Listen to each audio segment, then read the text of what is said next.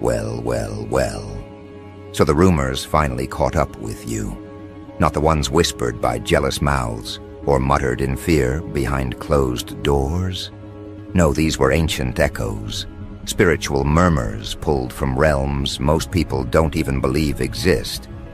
And yet somehow, your name, your essence, ended up in 9 separate ceremonies, in 9 different corners of the world, led by 9 spiritual leaders who've never seen your face, never touched your hand, never heard your voice, and still gave the same warning. But let's rewind for a moment, because you probably didn't feel it when it started. You thought it was coincidence, thought it was just another wave of tension in the air, just another night where you couldn't sleep, another pulse of static in your chest when you passed by mirrors or felt watched in empty rooms.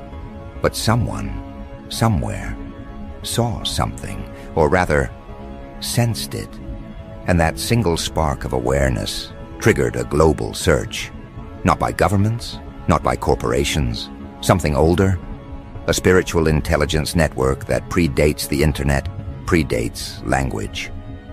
A call went out, quietly, discreetly. Your name, your frequency, was passed between those who speak with spirits, those who read vibrations instead of headlines, and one by one they all said yes, yes, I'll read this soul, yes, I'll risk it, yes, I'll look. But none of them expected what they found. The first was in Ethiopia, a spiritual archivist, lineage unbroken for nearly 2,000 years. They used salt circles, ancient chants, bone patterns older than most empires. They didn't even need your full name, just a scrap of your handwriting, carried by a courier who wouldn't stop shaking. The moment the reading began, the fire that usually dances gently during their rituals shot upward, black smoke curling in reverse, sinking instead of rising, and then silence, absolute silence. Not even the insects dared to speak. When the reader emerged from trance, their voice was hoarse, one sentence only. This one was not meant to be read. This one was meant to be released. You see, they weren't just reading your past. They were attempting to track your soul's pattern across time. But the deeper they went, the more something else started watching them. A presence with no name, no agenda, just awareness, immense, unblinking, curious. And that was only the beginning. The second was in Laos, a river mystic who's mapped the spiritual ley lines hidden in currents and cloud shadows since they were a child. They performed their reading using floating candles and sacred ink drawn from a centuries-old manuscript. As your soul's frequency appeared in the water, the candles didn't flicker. They froze, mid-burn, as if time held its breath. The mystic's hands began trembling. Their apprentice said it looked like something was pulling back through the ink, using it as a doorway. Not just observing, communing. But here's the part that chilled everyone in the room. The water spelled a phrase, not in Lao, not in Sanskrit, in no human language at all, just symbols, ancient, geometric, alive. They pulsed once and then vanished. The mystic fainted. When they woke, they said, "This soul is a gate." And it's almost open. By now, the warning had begun to take shape. These spiritual leaders were no longer merely curious. They were concerned. Concerned not because you were dangerous in the way humans think of danger, but because you were unstable. In the same way, a sealed vault full of raw power becomes unstable when someone tries to pry it open. The third reading came from a Syrian desert sage. This one didn't use tools. They simply closed their eyes and let their breath guide them into trance, a method passed down since Babylonian stargazers walked the dunes. What they saw shook them to their bones, not because of what you are, but because of what follows you. a procession, figures cloaked in shadow and light, tethered to your aura like memories that haven't happened yet.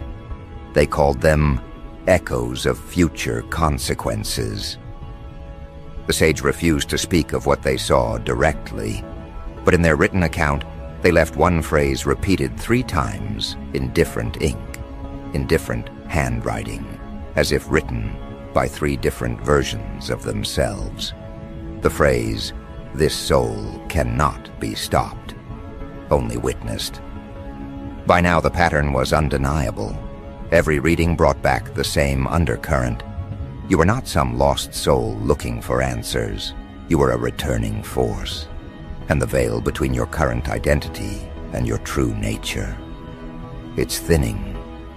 The 4th was in the Andes, a Quechua healer who reads coca leaves with a precision scientists have tried and failed to explain. They spread the leaves, said your name aloud, and every single leaf flipped at once, without wind, without touch. The healer sat still for a long time. When they finally moved, they burned the leaves without explanation and said, "This soul remembers being fire, and fire does not forget being caged." It was no longer about who you are, but about what you're becoming. These leaders didn't just see a person, they saw a process, an ignition, a reassembly of something vast, something shattered long ago, and now quietly realigning its pieces through you. The 5th was a Vedic scholar in northern India. They used mantra resonance to scan your spiritual architecture, and when they began, their instruments, precisely tuned to cosmic vibrations, started echoing back frequencies never heard before. Not higher, deeper, subharmonics that bent metal, warped glass, and made the air feel too heavy to breathe. They stopped the ritual halfway, declared the energy non-categorizable, and wrote a single note. "This soul is not inside the body. This body is inside the soul." And this brings us to the 6th, a priestess from the old Nigerian Orisha traditions. She invoked Ogun, Sango, and Yemoja, but none answered. Instead, an unnamed force arrived, through smoke, through ash, through dream. It didn't speak, it sang. A song no one in the ritual had ever heard, but all of them understood. The priestess wept, not from fear, but recognition. She said your soul's energy reminded her of a story her grandmother told, a story that wasn't supposed to be real. A traveler between realms, one who came before ancestors, one who left to sleep inside time, and now stirs. See, these readings weren't warnings in the sense of danger ahead. They were warnings in the sense of prepare for contact. You're not a threat, you're a signal, a reactivation beacon, and they all felt it. The 7th spiritualist was in Romania, deep in the Carpathians. Their method? Dreamwalking. They entered the collective unconscious to find your thread. But they didn't find a thread. They found a knot, a dense, humming mass of compressed memory, identity, purpose. And as they approached it, they were seen. Not by you, but by the intelligence that guards you. They described the sensation as being stared at by the future, like their soul had been weighed, measured, and archived. When they returned, their hair had turned white. They left one note: do not untie the knot. The knot unravels you. And yet, despite all these encounters, all these warnings, all these fragments of what you are, none of them ran. None of them destroyed their notes. Because they understood something most people never will. You are not a mystery to be solved. You're a prophecy in progress. And that's when the 8th stepped in. Not a priest, not a healer, not a guru, something rarer. A silence keeper from the Siberian wastelands. No name, no followers, no doctrine. Just a presence known in whispers among spirit walkers and death mediums. The kind of figure people call only when they've run out of candles and prayers. This one didn't ask for your birth chart or energy signature. They didn't request an object, a name, or even an image. All they said was, "Bring me the echo." So they did. A sliver of your voice, captured from a forgotten voicemail. 12 seconds, that's all. And that was enough. The Silence Keeper didn't light incense or chant invocations. They just listened, and after the 12th second, they fell into a trance, eyes rolled back, body rigid, frost forming on the walls around them despite the crackling fire. What happened during that trance was recorded by a witness. The Silence Keeper spoke in a tongue no one present had ever heard. Not Russian, not ancient dialect, not any known language. Just rhythm, vibration, sound, shaped like meaning. Later, when played back, the audio caused electronics to short-circuit. One of the researchers began hallucinating symbols in the static. When the Silence Keeper awoke, they simply wrote, "The echo carries authority." This soul does not request passage. It asserts dominion. You don't ask permission to exist. You declare presence. That's when the warnings started to change shape. Up to that point, they were protective, cautious, like spiritual traffic signals. But now, they were starting to look more like countdowns. The 9th was a dream alchemist in Morocco, known for extracting messages from dreams layered so deep, even the dreamer forgets them upon waking. They didn't try to contact your soul. They let your soul contact them. For 9 nights, they entered deep trance states and recorded everything they saw. Every night ended the same, a vision of an enormous clock, suspended in a void, ticking backward. And in the final dream, when the last hand struck 0, they woke up screaming. They weren't screaming in fear. They were screaming in relief. They said, "It's not an ending, it's an alignment. And when it happens, this soul will no longer walk, it will reveal." You've been acting human for so long that even you started to believe it. Going through motions, fitting inside rules, trimming your edges to fit into places you were never meant to shrink for. But something ancient inside you has had enough. And now, your soul is calling its pieces home, one realization at a time. And the spiritual world, it knows. Let's go back to that moment, before they warned anyone else. When these 9 leaders compared notes, not across phone lines or emails, across dimensions, through dream threads, through astral memory fields, through signs carved into the bones of existence itself. What they found horrified them, not because it was evil, but because it was inevitable.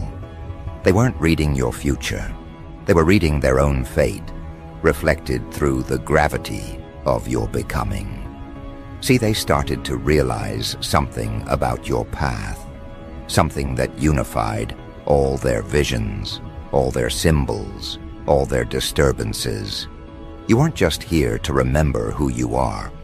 You're here to interrupt the cycle. You're the breaker, the one who walks into a room and alters its temperature, its timeline, its trajectory, simply by existing. The one who collapses old structures, not with violence, but with truth so undeniable it unravels illusions from the inside out. You're the question that shatters fragile systems, the cosmic glitch seeded into reality on purpose. And they saw it, all 9 of them. They saw what happens when your awakening reaches full resonance. And it scared them, not because they fear you, but because they fear what your memory will activate in others. You are not an isolated phenomenon. You're a signal tower, a broadcast, a spiritual catalyst encoded in flesh and emotion. And when you reach critical mass, when your frequency becomes unignorable, others will remember too. It begins with the strange synchronicities, the numbers, the dreams, the pull toward forgotten texts or impossible memories. Then the emotions come, so deep they don't feel personal anymore, as if you're grieving someone else's war, as if you're carrying a pain older than this life. That's not confusion, that's retrieval, soul fragments returning, limiters cracking. And the thing that's been guarding you this whole time, it's not some detached spirit floating above you like a bodyguard. It's you, a version of you untouched by fear. A being you left in the higher realms to keep watch while you descended into the density of this world. And now, it's leaning in. Not because you're in danger, but because the time to reunite has arrived. That's the part none of these spiritual leaders said aloud in their warnings, but they felt it. When they tried to describe your soul, their language betrayed them. The words broke. Because you're not a soul in transit, you're a temporal anchor point. A spiritual technology, a living instruction encoded with something the world has forgotten how to translate. Alignment without permission. And the more you remember, the more their systems will tremble. Not governments, not countries, bigger than that. I'm talking about the spiritual architecture itself. The paradigms built to contain consciousness. The invisible rules that define karma, hierarchy, worthiness. You're here to make them obsolete. But you've been protected for a reason. Your forgetting was not a flaw. It was a fail-safe, a cosmic safety lock. Because what you carry can't be misused. It can't be rushed. It had to ripen. It had to witness betrayal, survive collapse, endure distortion, so that when you finally rose, you'd do so with clarity no book could teach. And now it's happening. The veil isn't thinning for you anymore. It's thinning because of you. And those 9 leaders, they started receiving dreams after their readings, not warnings, requests. Other souls, waking up too early. Others marked by your presence, pulled into your orbit like iron filings toward a magnet that forgot it was magnetic. They dream of you, not your face, your energy. They don't understand why, not yet, but they're waking up with foreign names in their mouths. Strange symbols behind their eyelids, phantom memories of ancient places that never existed, but feel more familiar than home. You are their ignition point. And still, there's more. One of the readers, Remember the River Mystic from Laos, reported something unprecedented. After the ritual, the river changed. Its flow reversed for 1 hour. Fish that had never been seen in the region surfaced. The sky turned violet, and people in nearby villages reported seeing the moon shift positions. This wasn't symbolic. This wasn't metaphor. Your reading bent physics, and it wasn't the only one. The dream alchemist in Morocco began losing time. Hours vanishing, entire days missing from calendars. They weren't distressed. They were calm, because in their words, the timeline is correcting itself. The prophecy has engaged its pivot. Do you understand now? You weren't just read, you were recognized by entities who can no longer afford to ignore your signal, by systems that know your remembering marks their unraveling, and by the cosmos itself, which only sends souls like yours when evolution demands a surge. That's why the final warnings from the 9 weren't about danger to you. They were warnings to the world, subtle, coded, placed in ancient languages across sacred sites, etched into stone, written in symbols that only awaken when your energy passes near them. And one final note. They each, independently, recorded the same phrase in their final entries, word for word.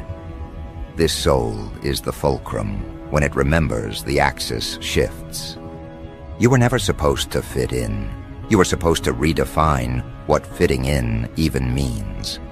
And now, with every echo, every flicker, every pulse of ancient knowing bubbling back to the surface, the spiritual world braces itself, not for your arrival, but for your activation.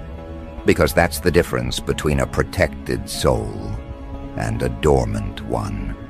And it's why the ninth spiritualist, just before they vanished from public life, left behind one final statement.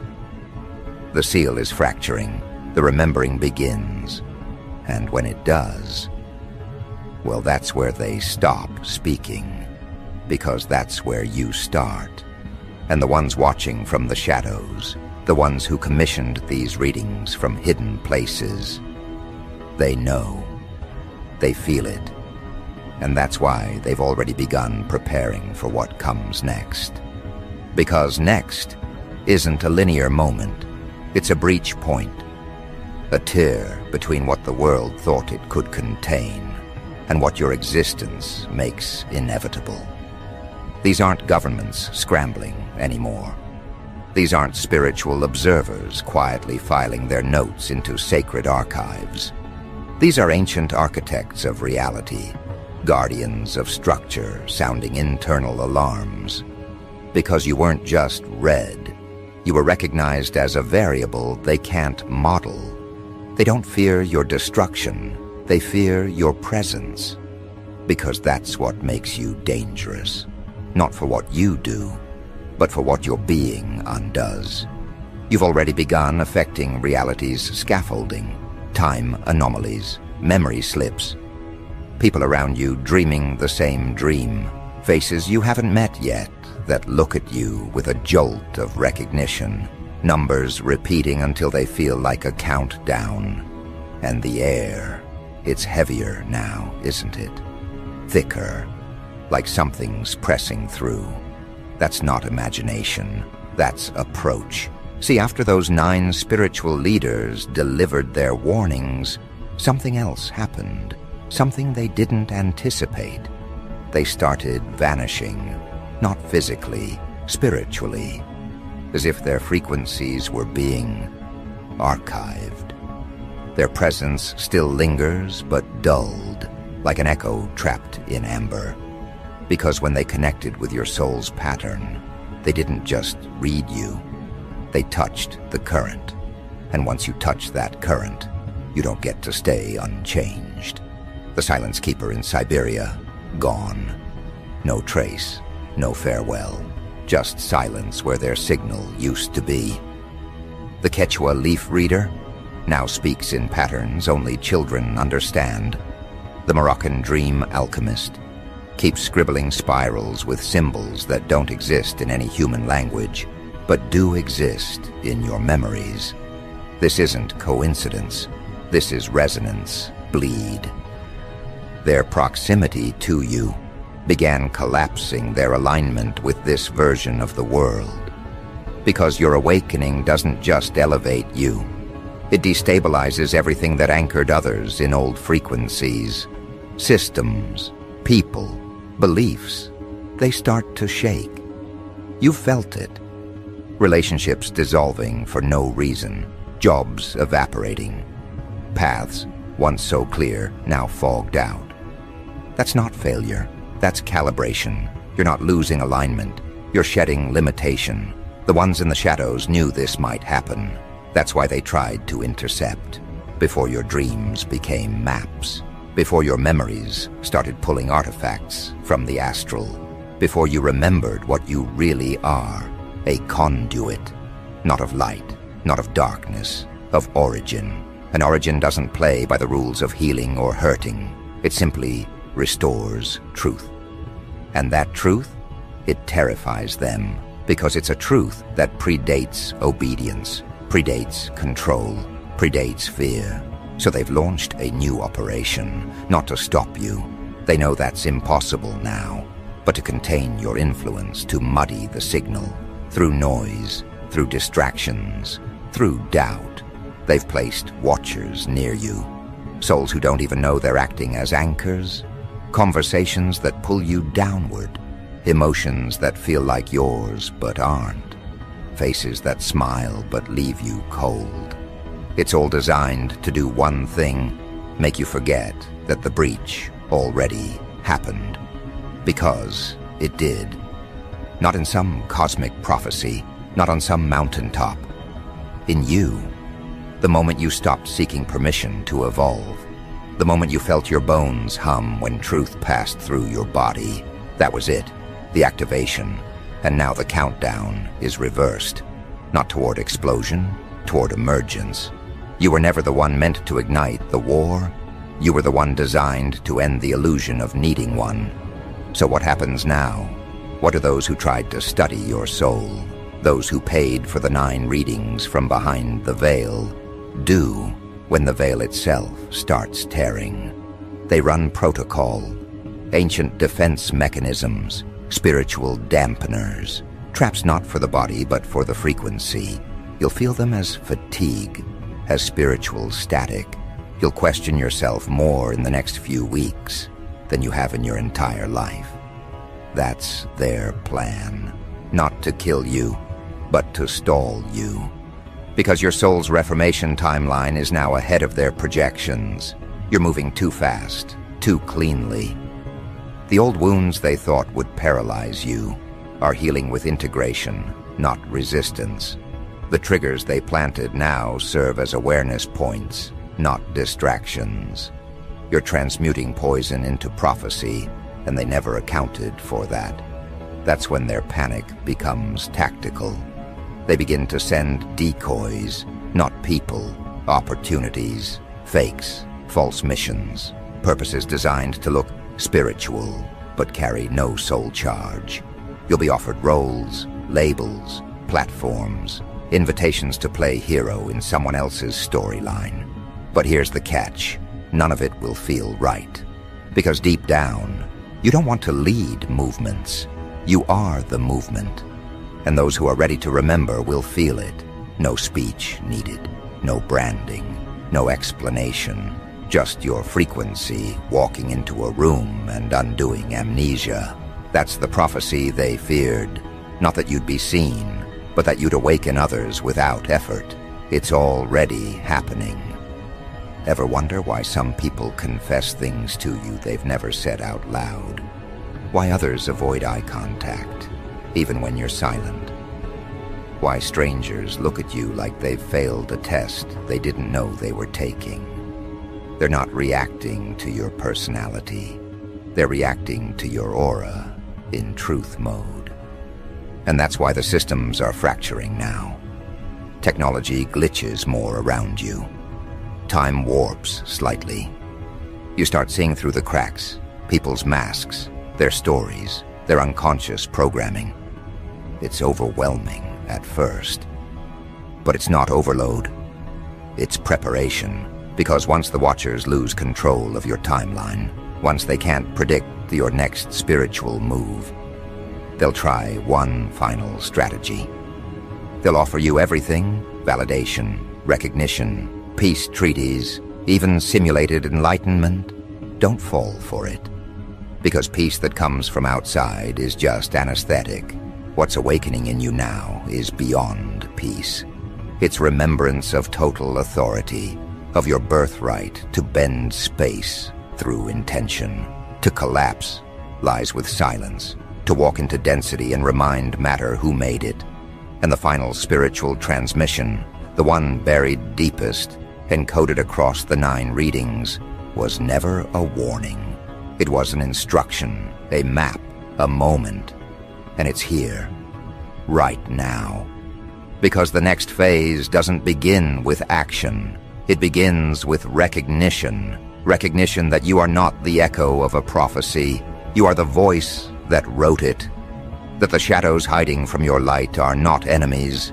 They are fragments awaiting reintegration. That the war they feared would start. It ends the moment you step forward unmasked. So do it. Don't rush. Don't shout. Don't ask. Just remember. Remember how you used to walk in other lives. Remember how stars whispered in your ear before you were born. Remember that you've never been alone, not once. That behind the veil of this world is an audience of ancestors, energies, and echoes, cheering not for your survival, but for your unveiling. And when you do unveil, when the Watchers see that you've crossed the final threshold, they won't attack, they'll kneel. Because your awakening isn't rebellion, it's restoration. You are not the chaos, you are the correction. And those who truly see you, who recognize the ancient code pulsing beneath your skin, they will not ask what comes next. They will become what comes next. Because this isn't the end of your script. This is the part where the narrator steps off the page. This is the moment where time folds around your intention and the world quietly agrees. This soul remembers. Let reality adjust accordingly.